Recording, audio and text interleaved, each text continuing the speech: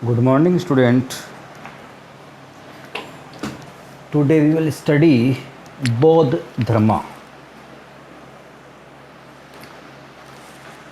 तो आज हम बौद्ध धर्म के बारे में स्टडी करेंगे, ठीक है जी।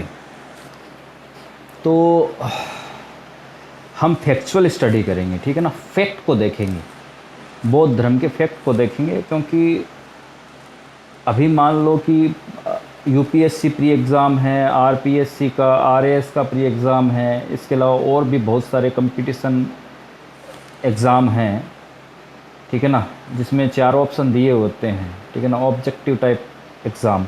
तो उसके अकॉर्डिंग मैं ये वीडियो बनाने जा रहा हूँ, ठीक है ना।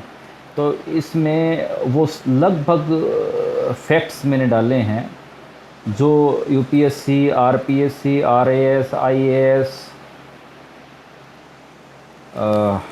अपने पटवार, एसआई, ठीक है ना, जो भी एग्ज़ाम हैं, इन सब में बौद्ध धर्म के फैक्ट से संबंधित बहुत क्वेश्चन आते हैं। मतलब हर बार 1-2 क्वेश्चन बौद्ध धर्म में से आ जाता है। यूपीएससी के अंदर भी आता है, आईएएस में भी आता है। तो चलो हम फैक्चुअल स्टडी करते हैं, फैक्ट को देखते हैं। और बहुत इम्पोर्टेंट है स्टूडेंट्स, ध्यान से इस वीडियो को 1 बार, 2 बार, 3 बार, 4 बार पढ़िए।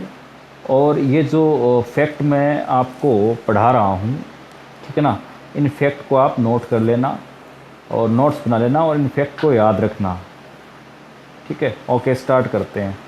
तो बौद्ध धर्म, अब बौद्ध धर्म के अंदर सबसे पहला फैक्ट तो मैं बोल देता हूँ आपको कि बौद्ध धर्म है, इसमें ये इसके संस्थापक महात्मा बुद्ध है।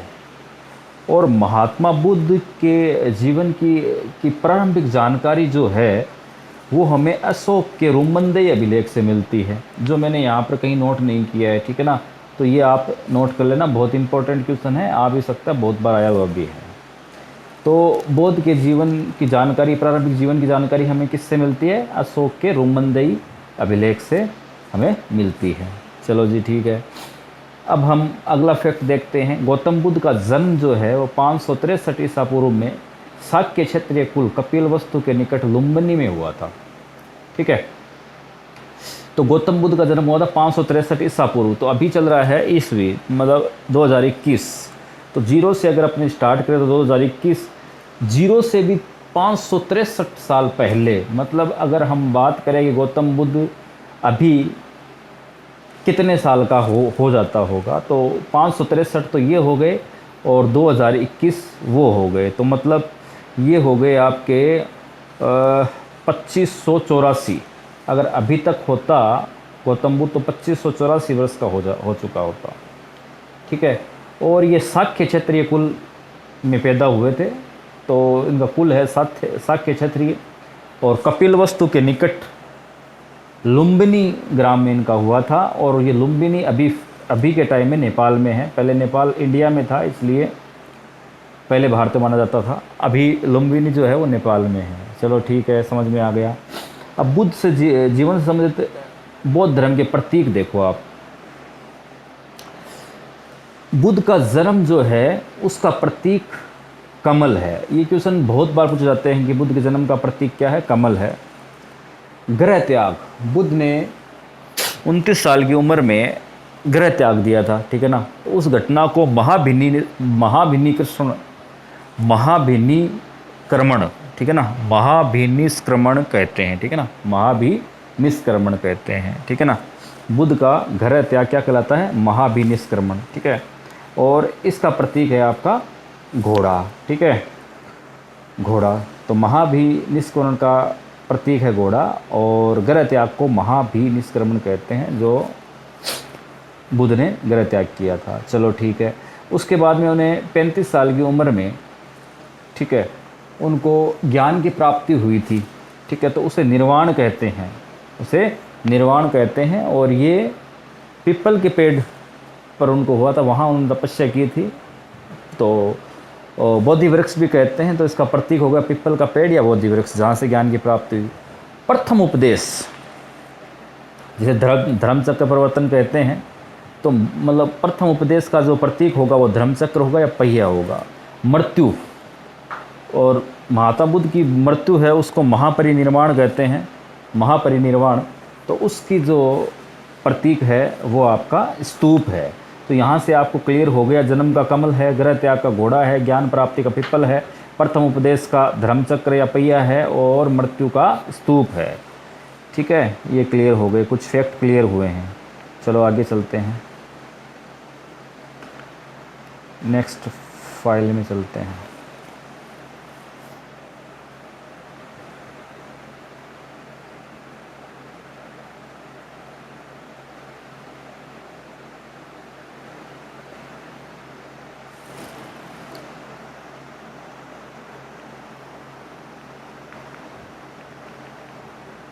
हाँ जी, चलो अगला फैक्ट देखते हैं।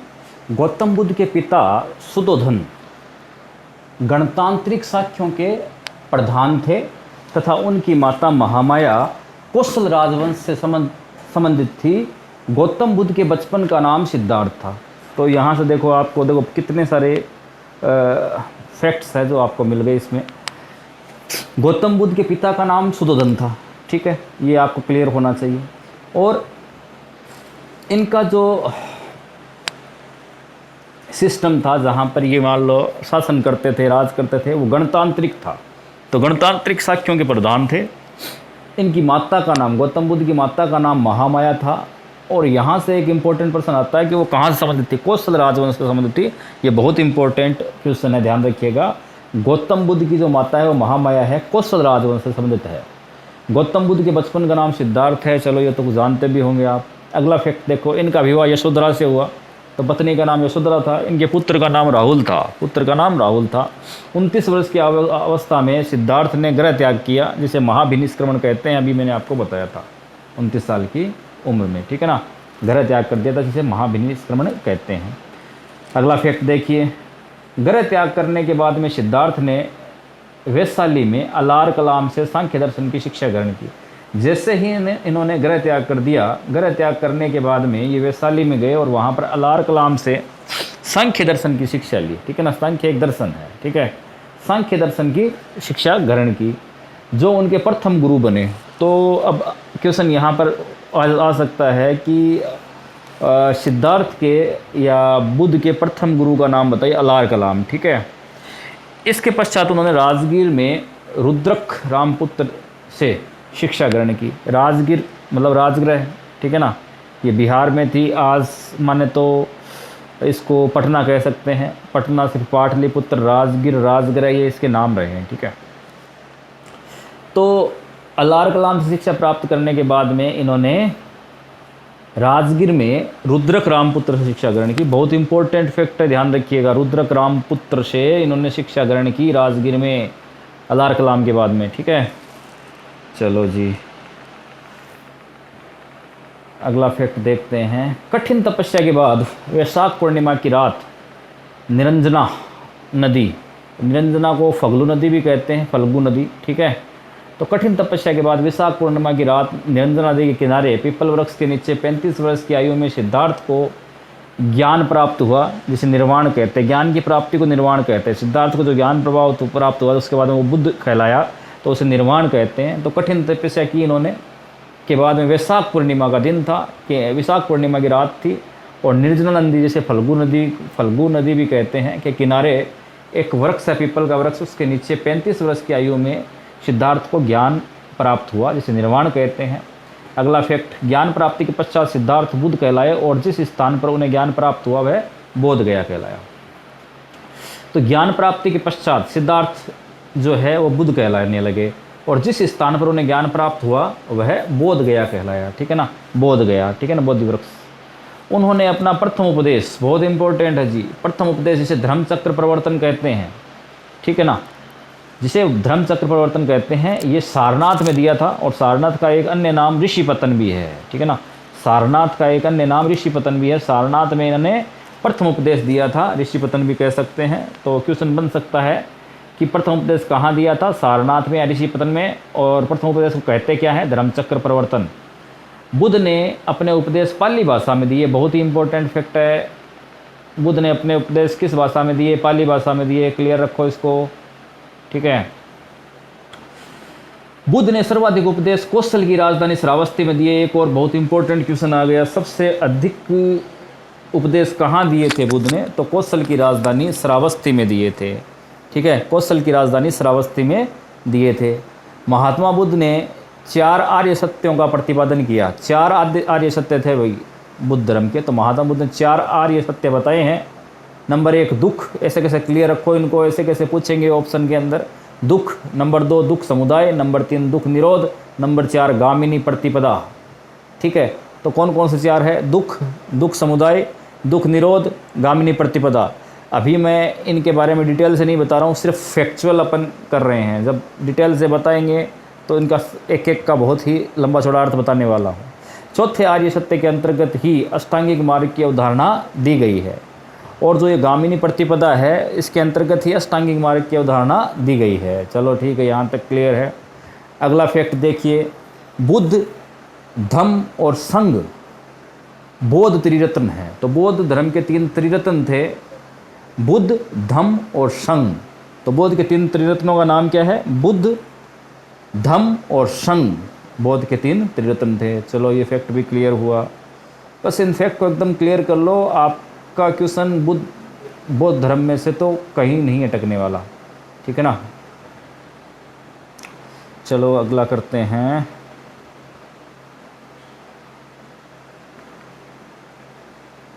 कुछ और फैक्ट देखते हैं।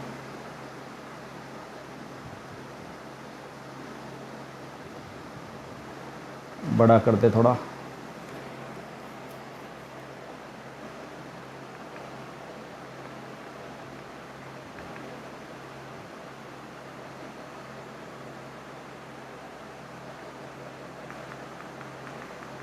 हाँ जी, अगला फैक्ट देखिए, बौद्ध धर्म ईश्वर और आत्मा में विश्वास नहीं करता है, ठीक है ना। ये बहुत ही इम्पोर्टेंट फैक्ट है, ध्यान रखिएगा। यूपीएससी के अंदर कई बार पूछा जा चुका है, आईएएस के एग्ज़ाम में ये कई बार आ चुका है ये वाला फैक्ट, तो क्लियर करो इसे। बौद्ध धर्म ईश्वर और आत्मा में विश्वास नहीं करता है। बौद्ध धर्म ईश्वर और आत्मा में विश्वास नहीं करता है, इसलिए इसे अनईश्वरवादी और अनात्मवादी कहा गया है। इसलिए इसे अनईश्वरवादी और अनात्मवादी कहा गया है। इसको एकदम क्लियर कीजिए, बौद्ध धर्म ईश्वर और आत्मा में विश्वास नहीं करता है, इसलिए इसे अनईश्वरवादी और अनात्मवादी कहा गया है। किंतु बौद्ध धर्म पुनर्जन्म में विश्वास करता है। किंतु बौद्ध धर्म पुनर्जन्म में विश्वास करता है। किंतु बौद्ध धर्म पुनर्जन्म में विश्वास करता है। देखिए मैं कई बार बोल रहा हूँ, मैं सोचूं कि मैं बोलता जाऊँ, आप सुनते जाओ और आपके बिल्कुल ये फैक्ट क्लियर हो जाए, तो एग्ज़ाम में आपको किसी प्रकार की प्रॉब्लम नहीं हो और आप क्वेश्चन बिल्कुल सही टिक करके आए। बिल्कुल सही टिक मार्क करोगे आप यदि इस वीडियो को आप देखोगे और इन फैक्ट को लिख लीजिएगा, ठीक है ना। और इस वीडियो को 1-2 बार सुन लोगे तो वैसे ही क्लियर हो जाएंगे फैक्ट, ठीक है ना। अगर ये क्लियर होता तो बौद्ध के अंदर से तो इससे बाहर नहीं आने वाला है क्वेश्चन, ठीक है। तो ये जो फैक्ट है बहुत इंपॉर्टेंट है। बौद्ध धर्म ईश्वर और आत्मा में विश्वास नहीं करता है, इसलिए इसे अनिश्वरवादी और अनात्मवादी कहा गया है। किंतु बौद्ध धर्म पुनर्जन्म में विश्वास करता है। पुनर्जन्म में विश्वास करता है। बौद्ध धर्म पुनर्जन्म में विश्वास करता है। क्लियर करो इसको। चलो जी अगला, बौद्ध धर्म का प्रमुख सिद्धांत प्रत्यत समुत्पाद है। बौद्ध धर्म का प्रमुख सिद्धांत प्रत्यत समुत्पाद है, जिसका अर्थ है कि किसी वस्तु के होने पर किसी अन्य वस्तु की उत्पत्ति होती है। यदि कोई वस्तु है तो अन्य वस्तु की उत्पत्ति हो सकती है, तो अभी भी हम भी जानते हैं। तो ये बौद्ध धर्म का प्रमुख सिद्धांत था प्रत्यत समुत्पाद। तो इसका अर्थ पूछ सकता है, ये फैक्ट ऐसे कैसे दे सकते हैं? यूपीएससी में ये फैक्ट दे सकते हैं, आरपीएससी में, आरएएस में ये आ सकता है, और एग्जामों में भी आ सकता है यदि टफ पेपर बनता है तो, वरना इन एग्ज़ामों में तो इस फैक्ट के आने की भी संभावना बहुत ज़्यादा है। प्रत्यत समुत्पाद क्या है, ठीक है ना, इसका अर्थ क्या है? तो पीछे अर्थ में कहीं ना कहीं कुछ ना कुछ गड़बड़ कर देंगे। अन्य वस्तु की उत्पत्ति नहीं होती है, या जैसे कुछ भी दे सकता है, ठीक है ना। तो किसी वस्तु के होने पर अन्य वस्तु की उत्पत्ति जो है वो प्रत्युत समुत्पाद कहलाता है। अब अगला देखते हैं, बौद्ध सिद्धांत क्षणभंगवाद के अनुसार सृष्टि नश्वर है। अब बौद्ध धर्म का एक सिद्धांत था क्षणभंगवाद, ठीक है ना, क्षणभंगवाद। तो उसके अनुसार सृष्टि जो क्या है वो नश्वर है। सृष्टि क्या है? नश्वर है। बहुत इंपॉर्टेंट फैक्ट है, ये ध्यान रखिएगा। बोध सिद्धांत क्षण भंगवाद के अनुसार, बोध का एक सिद्धांत क्षण भंगवाद, उसके अनुसार सृष्टि क्या है? नश्वर है। क्लियर है? चलो जी आगे चलते हैं।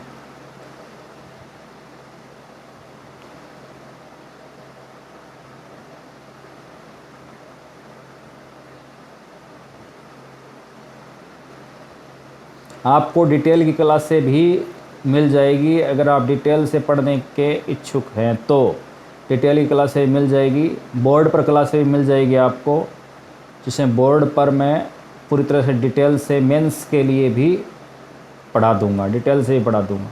अभी ये फैक्चुअल है और अभी आपके क्या है कि प्री एग्ज़ाम आने वाला है, आरएएस का भी, आईएएस का प्री भी आने वाला है, और इसके अलावा कई जैसे एग्ज़ाम हैं आपके पटवार वगैरह, और भी कई आरपीएससी के एग्ज़ाम है, रिट वगैरह के एग्ज़ाम, तो डायरेक्ट क्वेश्चन आ सकते हैं, इसलिए अभी मैंने फैक्चुअल वीडियो बनाया है। ठीक है, तो ये आपके काम आ जाएगा, इसमें से क्वेश्चन आ जाएगा आपका, बौद्ध में आएगा तो इन फैक्ट में से क्वेश्चन आ जाएगा। चलो अगला फैक्ट देखते हैं। बौद्ध धर्म में वर्ण व्यवस्था की कटु आलोचना की गई। बहुत ही इंपॉर्टेंट फैक्ट है, ध्यान रखिएगा। बौद्ध धर्म में वर्ण व्यवस्था की कटु आलोचना की गई। अब वर्ण व्यवस्था जानते हो ना, वर्ण कितने हैं? 4 वर्ण है ना, ब्राह्मण, वैश्य, ब्राह्मण, क्षत्रिय, वैश्य और क्षुद्र। उसमें बताते हैं कि ब्राह्मण जो है वो मुख से, क्षत्रिय भुजा से, वैश्य पेट से और क्षुद्र पैरों से उत्पन्न हुए हैं। ठीक है ना, उनकी उत्पत्ति के लिए कुछ बताया गया है। ठीक है, तो वर्ण व्यवस्था पर की कटु आलोचना की बौद्ध धर्म ने। ठीक है ना, संघ में सभी वर्णों और स्त्रियों का प्रवेश स्वीकार किया गया। संघ में ऐसी कोई पाबंदी नहीं थी कि इस वर्ण के इंसान ही उसमें आ सकते हैं, कोई भी प्रवेश कर सकता है। ठीक है ना, संघ के अंदर जो बौद्ध धर्म है उसमें कोई प्रवेश कर सकता है। ठीक है ना, किसी भी वर्ण का हो, स्त्री हो, बिल्कुल प्रवेश स्वीकार है। संघ में प्रविष्ट होने वाले को उपसंपदा कहा जाता है। तो उपसंपदा कई बार पूछा जा चुका है, उपसंपदा क्या है? तो संघ में जो भी लोग प्रविष्ट होते हैं, ठीक है ना, तो संघ में प्रविष्ट होने को, ठीक है ना, उपसंपदा कहा जाता है। ठीक है ना, उपसंपदा हो जाता है वो। ठीक ठीक, चलो अब हम बौद्ध की 4 संगीतियाँ थी, बहुत इंपॉर्टेंट है, इनमें से क्वेश्चन आता ही आता है। ठीक है ना, तो चारों संगीतियाँ देखते हैं। पहले प्रथम बौद्ध संगीति देखते हैं। प्रथम बौद्ध संगीति अजातशत्रु के शासनकाल में 483 ईसा पूर्व में राजगृह में हुई थी। ठीक है, राजगृह में हुई थी। चलो ठीक है, तो प्रथम बौद्ध संगीति जो है अजातशत्रु के शासनकाल में हुई थी। तो शासक कौन था प्रथम बौद्ध संगीति में? अजातशत्रु। कौन था? अजातशत्रु। कौन था? अजातशत्रु। और ये कब हुई थी? 483 ईसा पूर्व में। कब हुई थी? 483 ईसा पूर्व में। और कहाँ हुई थी? राजगृह में। कहाँ हुई थी? राजगृह में। कहाँ हुई थी? राजगृह में। क्लियर करो इसको, ये फैक्ट इंपॉर्टेंट है। इसके अध्यक्ष कौन थे? महाकश्यप। अध्यक्ष कौन थे? महाकश्यप। इस संगति में आनंद और उपाली ने क्रमशः सूत पिटक और विनय पिटक का संकलन किया। इस संगति में एक इम्पोर्टेंट देखो क्या है इसमें फैक्ट, इस संगति में आनंद और उपाली ने, ये आनंद और उपाली जो हैं ये बुद्ध के शिष्य हैं। उपाली ने क्रमशः का सूत पिटक और विनय पिटक का संकलन किया था। तो इन्होंने क्या बनाया था? सूत पिटक और विनय पिटक, इनको जोड़ दिया गया था। ठीक है ना, आगे से धर्म में। तो इस संगति में आनंद और उपाली ने क्रमशः सूत पिटक और विनय पिटक का संकलन किया था। कौन सी? प्रथम बौद्ध संगति में। क्लियर करो, अध्यक्ष कौन था? महाकश्यप। शासक कौन था? अजातशत्रु। कहाँ हुई थी? राजगृह में। कब हुई थी? 483 ईसा पूर्व में। और इसमें आनंद और उपाली ने क्रमशः सूत पिटक और विनय पिटक का संकलन किया। चलो द्वितीय बौद्ध संगीति के बारे में जानते हैं। द्वितीय बौद्ध संगीति कालाशोक के शासनकाल में। किसके शासनकाल में? कालाशोक। द्वितीय बौद्ध संगीति किसके शासनकाल में? कालाशोक के शासनकाल में। 383 ईसा पूर्व में। कब हुई थी? 383 ईसा पूर्व में। और कहाँ हुई थी? वैशाली में। द्वितीय बौद्ध संगीति कालाशोक के शासनकाल में 383 ईस्वी में वैशाली में हुई थी। इसकी अध्यक्षता साबक मीर, इसकी अध्यक्षता साबक मीर ने की थी। किसने की थी? साबक मीर ने। और साबक मीर को सभाकामी भी कहते हैं। साबक मीर को सभाकामी भी कहते हैं। तो इसकी अध्यक्षता साबक मीर ने की थी। इस संगति में मठ संबंधी नियमों को लेकर मतभेद हो गया। इस संगति में देखो, ये यहाँ पर भी एक विशेषता आ गई ना इसके अंदर। द्वितीय संगति में क्या है देखो, प्रथम में तो विनय पिटक सूत पिटक आ गया। द्वितीय के अंदर क्या ही, इस संगति में मठ संबंधी नियमों को लेकर मतभेद हो गया था। मठ संबंधी नियमों को लेकर मतभेद हो गया, मतलब पहले जो एक सिस्टम था वो कोई 2 सिस्टम में बंट गया हुआ था। बौद्ध धर्म जो है स्थिरवादी, स्थिवीरवादी या थेरवादी तथा महासंघिक 2 भागों में बंट गया, ठीक है ना, महासंघिक भागों में बंट गया, ठीक है ना। तो ये क्लियर हो गया फैक्ट आपके, ठीक है, बहुत इंपॉर्टेंट है, ये बहुत बार पूछा जा चुका है।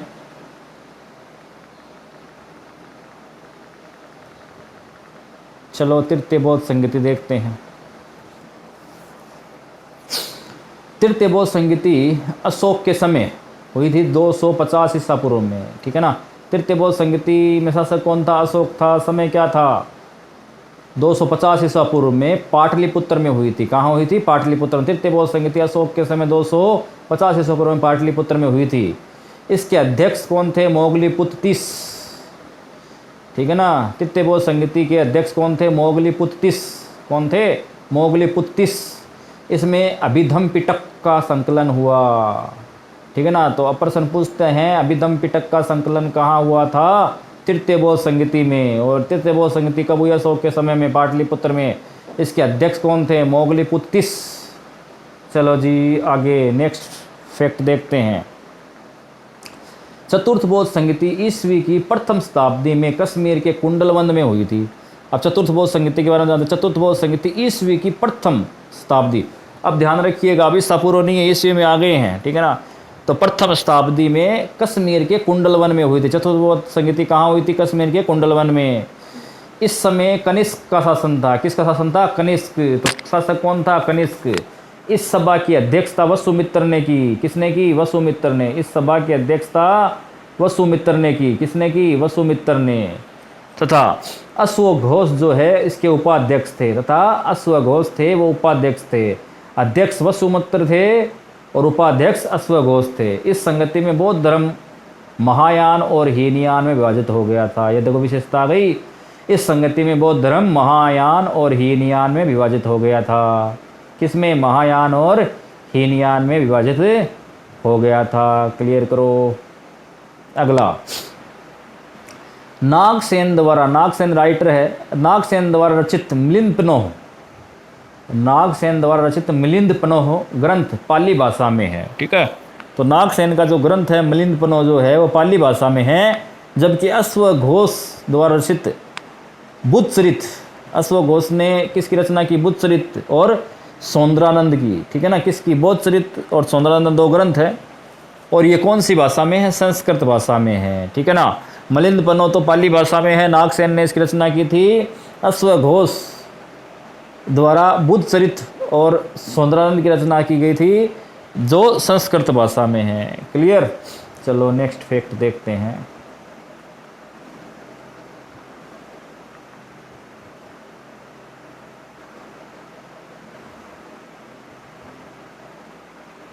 जूम कर दे इनको।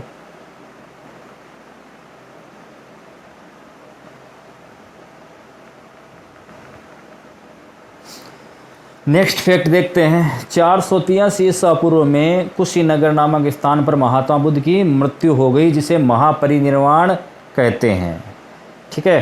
तो 483 ईसा पूर्व में कुशीनगर में कहाँ हुई थी बुद्ध की मृत्यु? कुशीनगर में। कुशीनगर नामक स्थान पर महात्मा बुद्ध की मृत्यु हुई थी, जिसे क्या बोलते हैं? महापरिनिर्वाण। क्या बोलते हैं? महापरिनिर्वाण। क्लियर हुआ। चलो नेक्स्ट फैक्ट देखो। बुद्ध मूर्तियों का सर्वाधिक निर्माण गंधार शैली में किया गया था। बहुत इंपॉर्टेंट फैक्ट है। बुद्ध मूर्तियों का सर्वाधिक निर्माण किस शैली में किया गया? गंधार शैली में। किंतु बुद्ध धर्म की प्रथम मूर्ति संभवतः मथुरा शैली के अंतर्गत बनी, ठीक है ना। लेकिन जो प्रथम मूर्ति बनी थी बुद्ध की वो कौन सी शैली में थी? मथुरा शैली में। और सर्वाधिक मूर्तियां गंधार शैली में थी, लेकिन प्रथम मूर्ति जो थी वो मथुरा शैली में। बहुत इंपॉर्टेंट है, पूछा जा सकता है। अगला फैक्ट, गौतम बुद्ध को एशिया का ज्योतिपुंज कहा जाता है। गौतम बुद्ध को एशिया का ज्योतिपुंज कहा जाता है। गौतम बुद्ध को एशिया का ज्योतिपुंज कहा जाता है। Light of Asia, light of Asia भी इसे कहा जाता है, ज्योतिपुंज, ठीक है। बोधिसत्व की अवधारणा महायान संप्रदाय से संबंधित है। बोधिसत्व की अवधारणा महायान संप्रदाय से संबंधित है। बोधिसत्व की अवधारणा महायान संप्रदाय से संबंधित है। तो आज हमने बौद्ध धर्म से संबंधित इम्पोर्टेंट फैक्ट को जाना, और इन फैक्ट को आप बिल्कुल क्लियर कीजिए, इनका नोट्स बना लीजिए, इनको लिख लीजिए और इनको रिपीट कीजिए, याद कीजिए। वीडियो को 2-3 बार अगर आपने देख लिया तो वैसे ही आपके फैक्ट क्लियर हो जाएंगे। क्योंकि मैं एक एक फैक्ट को 2-2, 3-3, 4-4 बार भी बोल रहा हूँ और आपको बता रहा हूँ। यदि ये फैक्ट क्लियर हो जाते हैं तो जो यूपीएससी है, आरपीएससी है, इनके जो प्री एग्ज़ाम हैं उनमें जो क्वेश्चन आते हैं वो इन फैक्ट से क्लियर हो जाएंगे। और सभी एग्ज़ामों में एक दो क्वेश्चन आते ही हैं। इसके अलावा पटवार है या फिर आपकी रीट है किसी भी, तो बौद्ध धर्म से क्वेश्चन आता है और इन फैक्ट में से आपके आ जाएगा। तो इनको क्लियर कर लीजिएगा। और आपको डिटेल से क्लास चाहिए तो आप जो है मैसेज कर सकते हैं क्लास के नीचे, और आप कह सकते हैं कि सर डिटेल की क्लास भी लीजिए, बड़ी क्लास से लीजिए, मेंस के लिए लीजिए, तो वो क्लासें भी आपको मिल जाएंगी। ठीक है, ओके।